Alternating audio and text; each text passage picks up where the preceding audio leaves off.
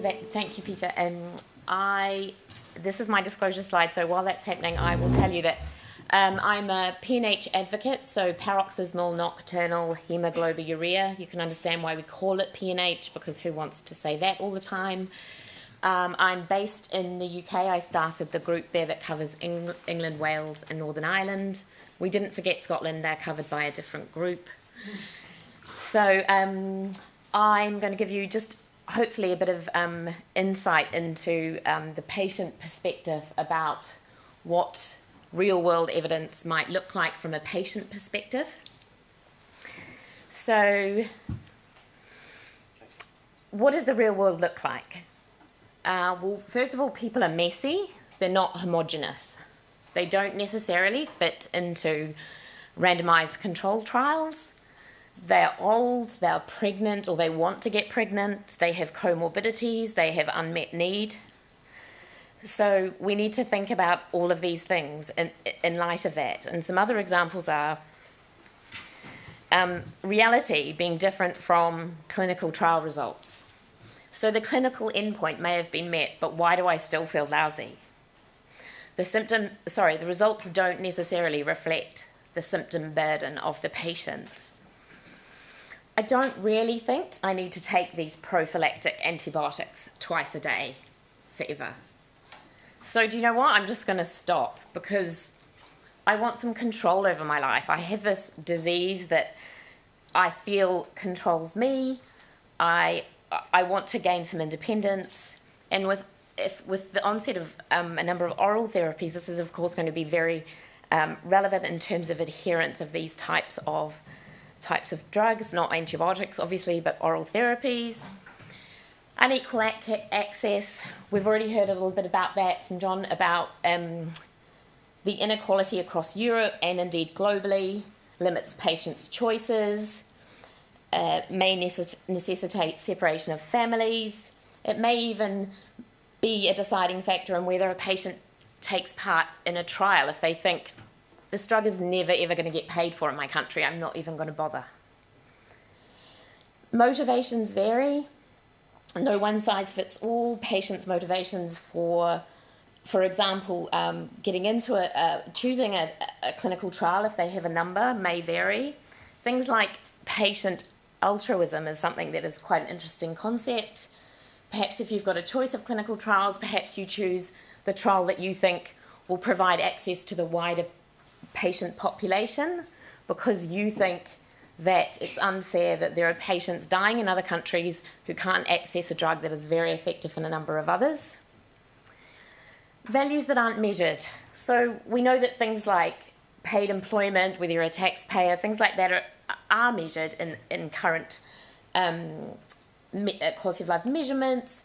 But what about being able to socialise, look after your elderly parents, look after your own children, just not be a burden to others?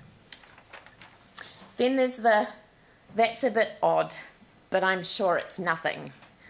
So this is something that I frequently come across in terms of patient advocacy. Patients tend to think that they are the authority, and they are usually on their own disease, but things that potentially could be and should be reported in terms of safety, they decide with their usually quite high burdens of what they think is an odd thing to put up with, that, do you know what, I'm just not going to bother my doctor because he'll think I'm a hypochondriac on top of everything else. If I report this, I'm going to have to go to the hospital again to have another blood test. But I've already been 5 times this month, and do you know what? I'm just not doing it. So all of these kinds of things, I think, are the kinds of things that happen in a patient's world that need to be thought about in terms of real-world evidence and things that just don't necessarily get captured in a clinical trial setting. So how can patients contribute to gathering the kind of data that is wider than clinical trials? So, and the things that aren't necessarily addressed within clinical trial settings about the appropriate role of new treatments. So I suggest here that we could be involved in the co-design of pragmatic trials. These trials evaluate effectiveness and the effective treatment in routine clinical practice. They test interventions in everyday situations and enable randomization at the point of care. This data could complement results from conventional trial situations to allow better understanding of risk-benefit profile within the wider patient community. Co-design of disease-specific patient-reported outcome measures, of which we've heard quite a lot about today in the other sessions, for trials and for clinical practice. So patient-reported outcome measures, or should that be patient-relevant outcome measures? Patients want and know what they consider is important about their disease and what they think should be captured and in real time. I want someone to ask me about my cognitive impairment rather than whether I have nausea, which is of no relevance to me at all. The requirement for a direct measure of patient value is increasing rapidly as healthcare funding is limited. These kinds of measures show the evidence of clinical effectiveness from a patient perspective. And signs and symptoms and quality of life measures seldom are recorded consistently in routine practice, and these types of data would facilitate individualized treatment decisions and clinical experience post-license. So then we have patient-reported experience measures for healthcare and health services. These capture a patient's perception of their experience with healthcare or services. For example, time spent waiting, involvement in decision-making, knowledge of care pathways, quality of communication, support to manage long-term conditions. These need to be meaningful to both clinicians and patients to support collaboration. And patients want these things measured with scales that provide them with a spectrum that captures what's going on. I saw a patient-reported outcome measure, not validated, not generic, which options were none, medium, or terrible.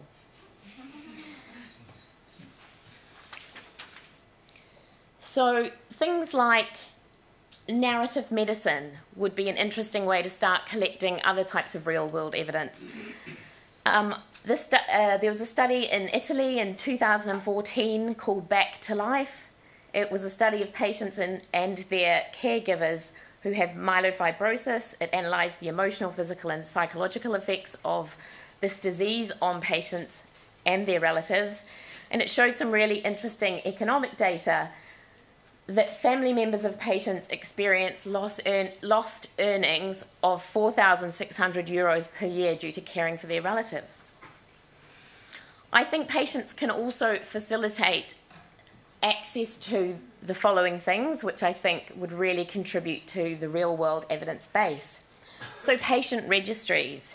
A number of these are owned and run by patient organisations. Consent has usually already been provided by the patient for the use of this data for future research.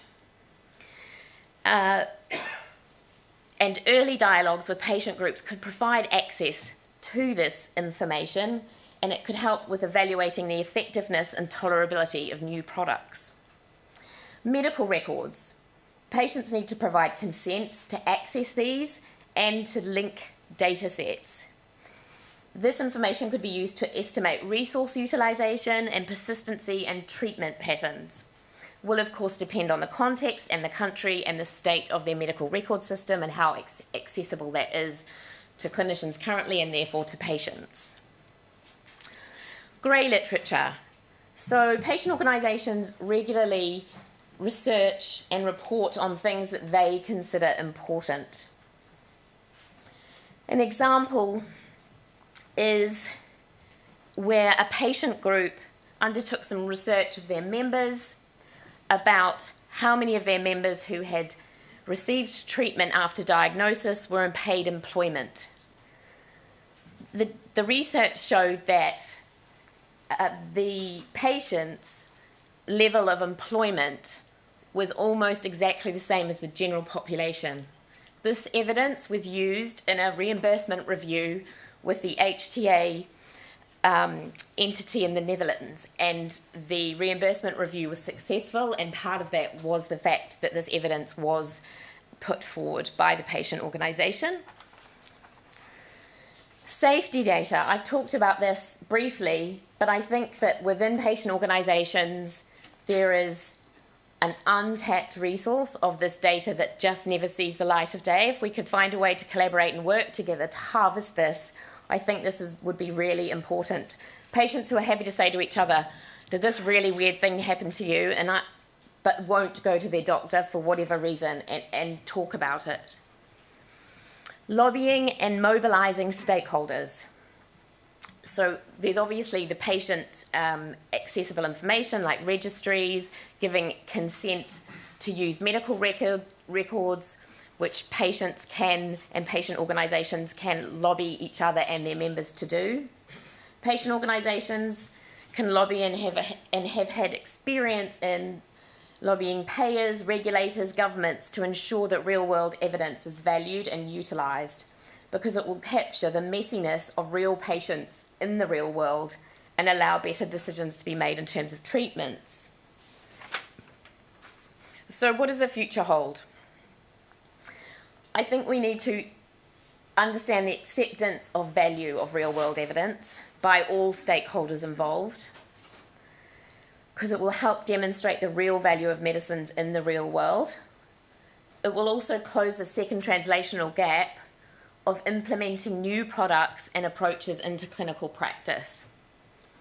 Value needs to be defined around the customer, like in all other industries, and that is the patient. The true value of a treatment to an individual is determined by their personal circumstances and existing level of need fulfillment. True measures of patient value would lead to better reimbursement decisions being taken. In terms of HTA entities, some consensus with regard to the use of real-world evidence would be useful, and also guidance on what evidence to collect, the evidence generating process, and how to use things like patient relevant outcome evidence in terms of data sources, research methods, and analysis methods. So ultimately, stakeholder involvement is key. I think patients, patient organisations can really help this, and to develop, measure, and validate meaningful patient-relevant outcomes, and to utilise and maximise real-world data sources collaboratively so we can all move forward. Thank you.